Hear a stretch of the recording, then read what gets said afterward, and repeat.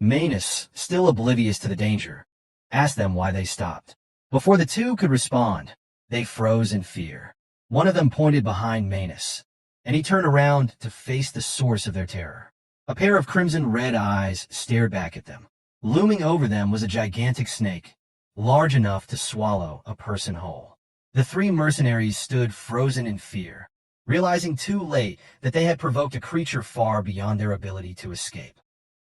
Strangely enough, the blood python did not consume the three deserting mercenaries. Instead, it carried them to its nest, tossing them into a growing mountain of corpses, right in the runestone vein that Ghislain had been searching for. The journal Ghislain had retrieved from his memory was accurate, confirming that a runestone vein lay just a little deeper into the forest. The mercenaries, who had previously been grumbling incessantly, now displayed an unexpected discipline as they forged a path through the forest. They began by cutting down trees, trimming them further to make them manageable, and then moving them. Kair watched in amazement as they worked without needing instruction, noticing how efficiently they felled a tree nearby. It was the first time he had ever seen these lazy mercenaries so well disciplined. Ghislain muttered under his breath, sensing this moment had been inevitable. Kair responded, acknowledging the irony, and then turned his thoughts back to the mercenaries' newfound focus. He wondered aloud if they would all disband after this expedition, remarking that it would be a waste to use them only once. Ghislain, focused on his task of cutting through a tree, casually mentioned that he planned to hire them all as his personal soldiers. The mercenaries had surpassed the limits of their usual role through their experience here, and Ghislain believed they could form a solid foundation for expanding his forces. Gazelle approached with a report. He mentioned that the pallor corpses had been scattered near the clearing, just as he had ordered. Kair acknowledged the report and expressed satisfaction with their progress, noting the impressive effect. He observed that no monsters had been spotted between the campsite and their current location, a sign that the tactics had been successful. His gaze briefly shifted to Ghislain, the disdain from their earlier encounters seemingly gone. However, something still felt off to Ghislain, an uneasy sensation he couldn't shake. He tried to dismiss it, but couldn't quite rid himself of the ominous feeling that lingered. Belinda suddenly appeared, swinging from a tree before landing and kneeling. Her excitement was palpable as she reported that she had returned and, with just one word, conveyed the thrilling news. There was something ahead. Ghislain immediately understood the significance. He commanded the mercenaries to clear the path at full speed, as their destination was now within reach. Hearing this, the mercenaries rallied their remaining strength and pressed forward. Not long after, they saw it, the very thing they had been searching for. The runestone vein gleamed just beyond the last line of trees. The sight of it was mesmerizing, and they paused, taken aback by the beauty of the shimmering crystals. One mercenary muttered in disbelief that this couldn't be real, while another voiced similar shock. Ghislain calmly explained that this was exactly why they had embarked on the expedition. It was a top-grade runestone vein. The crystals protruded from the earth like a mountain of diamonds, and Kair marveled at the sight, realizing that there truly was something valuable hidden in the forest. Ghislain, standing nearby, couldn't resist a smug comment, praising Ghislain's foresight.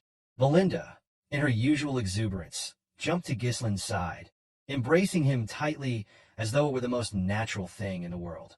She asked, with excitement in her voice, how he had known about the vein. One of the mercenaries wondered aloud if all the scattered crystals were truly runestone, while another enthusiastically shouted about how they had just stumbled upon something most would only dream of encountering once in a lifetime. Others eagerly discussed the possibility of mining the crystals and becoming rich. However, a sudden, hoarse voice echoed through the mist, abruptly cutting through their excitement. It warned that none of them would be going anywhere. They immediately recognized the voice and noticed Manus standing up, as though possessed by some unseen force. Before anyone could react, Manus collapsed, shrouded in a thick mist. The mercenaries rushed toward him, calling out in frustration, but Ghislain raised his sword and commanded them to step back. With practiced ease, Ghislain stretched his arm back in preparation to swing his broadsword. When he did, the sheer power behind the strike sent a gust of wind that swept away the mist. As the fog cleared, the mercenaries were confronted with the grim sight of a mountain of bones, the blood python's lair. One mercenary shouted in horror at the sight of the countless corpses scattered across the ground. Another demanded to know what had happened here. They quickly realized that not only were there monster corpses, but human ones as well. The bodies seemed to confirm that this was no abandoned lair.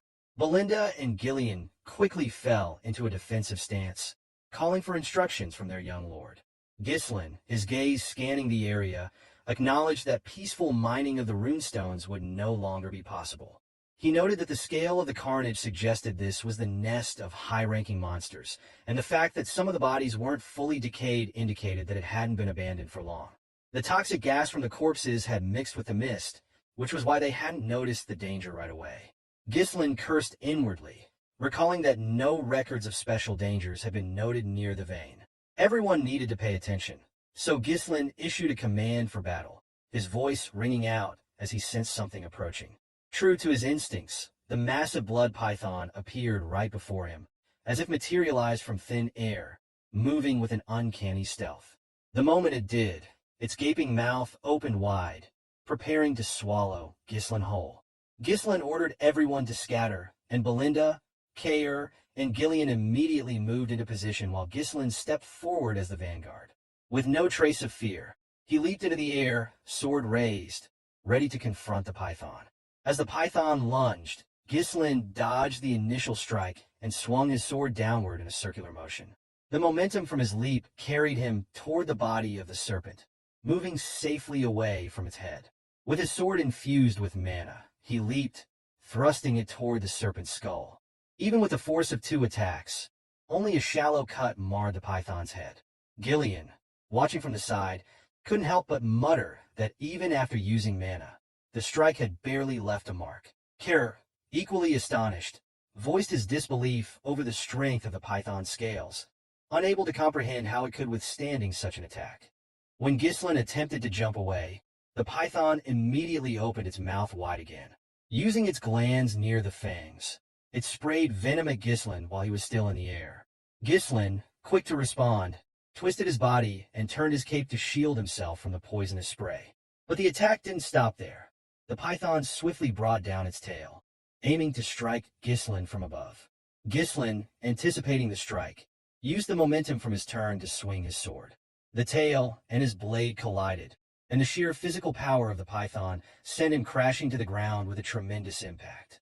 Belinda's voice rang out in worry, so loud it almost seemed imbued with mana, as she called out to her young lord, fearing for his safety. Meanwhile, the python's body moved frantically, and chaos erupted around them. One of the mercenaries, caught in the madness, shouted in panic, warning everyone to be careful not to get caught up in the python's rampage. Another mercenary, in frustration, questioned just what kind of snake could be this enormous, while a third mercenary screamed as the crushing force of the snake began to tear through their ranks. With the mercenaries in disarray, the experienced trio quickly took action. Ghislain moved with quick movement, pulling 2 of the mercenaries out of harm's way. Belinda used a rope to tie up several others and threw them away from the crushing force of the snake. Kair, the leader of his corps, commanded his group to scatter away. The rampaging snake was relentless and devastating, and the mercenaries were helpless in its wake, screaming in fear of being crushed under its monstrous strength. Ghislain, still kneeling on the ground, tried to circulate mana through his body, preparing for his next counterattack. As he watched the python's menacing gaze fixated on him, he knew this creature was the true master of the runestone vein. In his mind, Ghislain reflected on the situation. The blood python was one of the creatures deemed impossible to hunt in the forest of Beast's expedition. It resided deep within the forest, so he had never expected to encounter it here. The chances of victory seemed slim, and while retreating was an option, he had no time to waste. Grabbing the runestone in his hand, he steeled his resolve.